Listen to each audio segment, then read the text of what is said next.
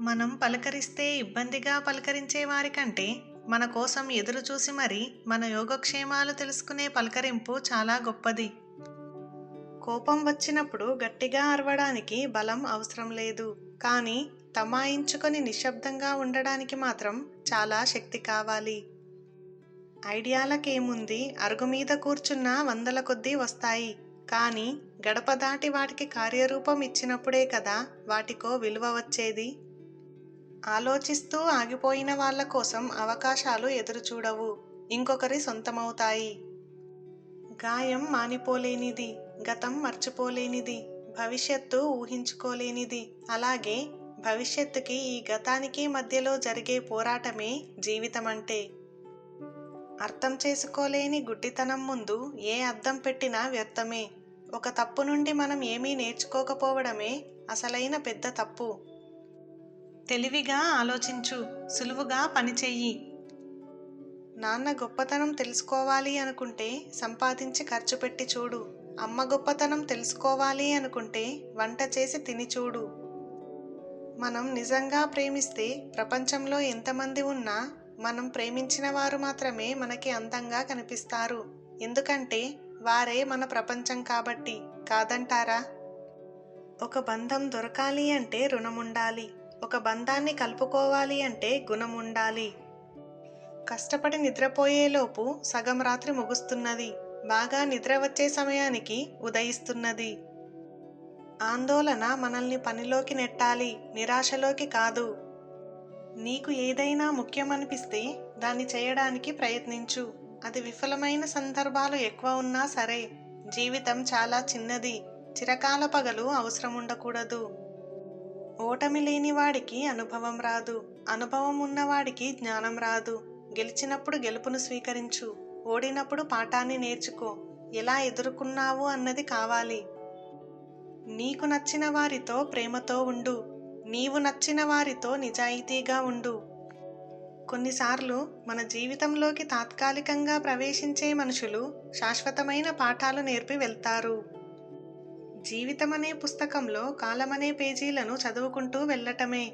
ఏ పేజీలో విషాద క్షణాలున్నాయో, ఏ పేజీలో ఆనంద క్షణాలున్నాయో చదివితేనే గదా తెలుస్తుంది. కరిగిపోతే తెలుస్తుంది కొవ్వొత్తి విలువ. గడిచిపోతే తెలుస్తుంది కాలం విలువ. దూరమైతే తెలుస్తుంది ప్రేమ విలువ. విడిపోతే తెలుస్తుంది మనిషి విలువ. స్నేహం చేస్తే తెలుస్తుంది స్నేహితుడి విలువ. అందమైన జీవితం అందరికీ ఉండదు. కానీ మనస్ఫూర్తిగా అభిమానం పంచేవాళ్ళు ఉంటే ఆ లోటు తెలియదు. మన మనసేమీ చెత్తబుట్ట కాదు. అందులో అడ్డమైన చెత్తను వెయ్యకూడదు. మన మనసులో మనకు సంబంధం లేని మనుషులు, విషయాలు ఎంత తక్కువగా ఉంటే మనం అంత మనశ్శాంతిగా ఉంటాము. సంతోషం అనేది డబ్బుతోనే దొరికితే కేవలం ధనవంతులే నవ్వాలి ఈ లోకంలో. ప్రేమించిన వారు దగ్గరున్నప్పుడు అంతా బాగానే ఉంటుంది. కానీ వారు దూరమయ్యాకే తెలుస్తుంది వారి విలువ. జీవితం అంటే పరిష్కరించాల్సిన సమస్య కాదు, మంచి చెడుగా అనుభవించాల్సిన వాస్తవం. భోజనంలో విషం పడితే ఎంత ప్రమాదమో, చెవిలో విషయం పడితే కూడా అంతే ప్రమాదం. ఆత్మాభిమానం మనిషిని ఎంత ఎత్తుకు తీసుకెళ్తుందో అహంకారం అంత దిగజారుస్తుంది. మనిషికి అహం దెబ్బతిన్నప్పుడు పుట్టేది ద్వేషం. గుంపుకు అహం దెబ్బతిన్నప్పుడు పుట్టేది గొడవ. నాయకుడికి అహం దెబ్బతిన్నప్పుడు పుట్టేది ఉద్యమం. జాతికి అహం దెబ్బతిన్నప్పుడు పుట్టేది విప్లవం. మీ నోటి దురద తీర్చుకోవడం కోసం ఇతరుల మీద బురద చల్లే ప్రయత్నం చేయకండి. అది మీకు సరదా కావచ్చు. కానీ మీరు చేసిన ఆ పని వల్ల వారు ఎదుటివారి దృష్టిలో చులకన కాబడతారు. నీకు నువ్వే కరెక్ట్ కావచ్చు. కొన్నిసార్లు ఎదుటివాళ్ళు చెప్పేది కూడా నిజమని గుర్తించు. ఆయుధం కత్తి అయితే శత్రువును మాత్రమే గెలవగలవు. ఆయుధం ఆలోచన అయితే మనసును మాత్రమే గెలవగలవు. ఆయుధం అనుభవమే అయితే ఆశయాన్ని మాత్రమే గెలవగలవు. కానీ ఆయుధం పుస్తకం అయితే ప్రపంచాన్నే గెలుస్తావు. సమాజ సేవకు కావాల్సింది సంపద కాదు, ఉదార హృదయం. డబ్బుతో సమస్య పరిష్కరించగలిగితే అది సమస్య కాదు, అది ఖర్చు.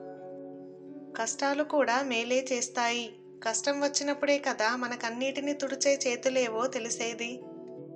నీ జీవితంలో ఒకే నియమాన్ని అనుసరించు. సూటిగా మాట్లాడు, నిజమే మాట్లాడు, ఎదురుగా మాట్లాడు. అసలైన వ్యక్తులు మీతో ఉంటారు, నకిలీ వ్యక్తులు దూరమైపోతారు. కట్నం అనే సుంకం ఇచ్చి కోరి కోరి మరీ బానిసత్వం తెచ్చుకునే వాళ్ళు ఆడవాళ్ళు ఒక్కరే. ధనవంతుడు కావాలన్నా, పేదజీవిగా మిగలాలన్నా నిర్ణయించేది యవ్వనమే.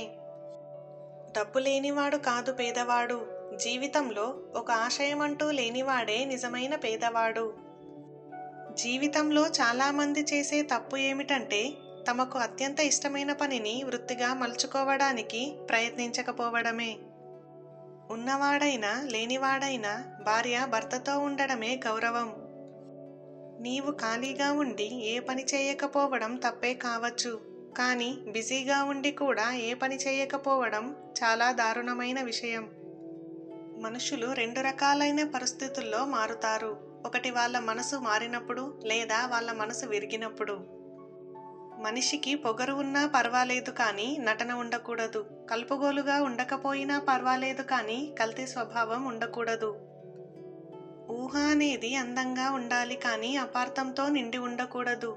అపార్థంతో కూడిన ఊహ అనుబంధాలను దూరం చేస్తుంది. శాశ్వతం కాని వాటి చుట్టూ తిరుగుతూ మనం శాశ్వతం కాదు అనే నిజాన్ని మర్చిపోతున్నాము. ఈర్ష్య అధికంగా కలవాడు, తన మీద తాను జాలిపడేవాడు, ఎంత చేసినా తృప్తి లేనివాడు, అధికంగా కోపం ఉన్నవాడు, అన్నింటినీ అనుమానించేవాడు, అన్నింటికీ ఇతరుల మీద ఆధారపడేవారు, ఈ ఆరుగురు ఎప్పుడూ దుఃఖంలో ఉంటారు. వేగవంతమైన ఈ కాలంలో మరణం మనిషికి ఎప్పుడూ వెన్నంటే ఉంటుంది. పిల్లలకు పని చేయడమే కాదు, పనిని ప్రేమించడం కూడా నేర్పండి. రేపటి జీవితం నేటి విధానం అన్నట్లు మన జీవితాన్ని విత్తనంతో పోల్చుకుంటే చాలా బాగా పైకి ఎదుగుతాము. మంచి యుద్ధం, చెడ్డ శాంతి ఎక్కడా ఉండవు. గడ్డివామును తగలబెట్టడం వలన సముద్రం వేడెక్కదు. ఎవరో విమర్శించారనో, హేళన చేశారనో నీ మనస్సును కలత చెందనివ్వకు. ప్రతి నీడకు ఒక వెలుగు, ప్రతి బాధలో ఒక ఓదార్పు భగవంతుని దగ్గర ఎప్పుడూ ఒకటి ఉండే ఉంటుంది.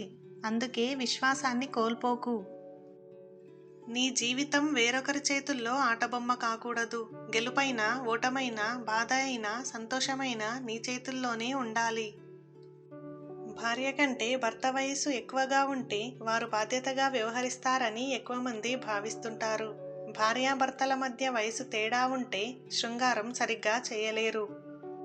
బంధం అందమైన పుస్తకం లాంటిది. పొరపాటు అనేది అందులో ఒక పేజీ మాత్రమే. ఆ ఒక్క పొరపాటును సవరించాలి కానీ పుస్తకాన్ని చింపకూడదు.